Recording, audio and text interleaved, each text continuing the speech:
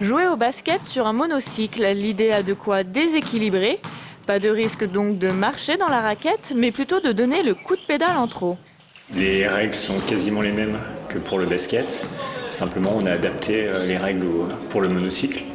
Donc, par exemple, le marché, ça se transforme en roulé. Donc, plutôt que de faire 3 pas, on a le droit de faire 1 tour et demi de pédale. On a le droit de rester 4 secondes dans la raquette plutôt que 3 quand on est en phase offensive.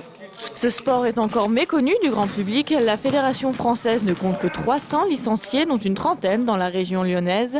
Cette association sportive de Villeurbanne existe depuis 2004, même si le monobasket y est pratiqué depuis une dizaine d'années. Après avoir décroché plusieurs titres de champion de France, l'équipe revient de Nouvelle-Zélande avec le titre de champion du monde.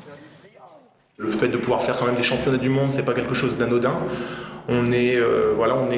Aujourd'hui, on peut dire qu'on est la meilleure équipe au monde en monobasket. Il n'y a personne théoriquement qui peut nous battre. On est content d'avoir ce titre. Mais je pense que le prochain, si on l'a encore, on sera encore bien plus content parce que là, la compétition était... On a eu une belle équipe américaine en finale, mais l'ensemble de la compétition était... le niveau n'était pas très relevé en fait. Les Villeurbanais pensent donc déjà au prochain championnat du monde. Ils auront lieu dans 2 ans et demi en Italie, où ils espèrent affronter leur plus grande rivale, l'équipe de Porto Rico, grande absente de la dernière compétition.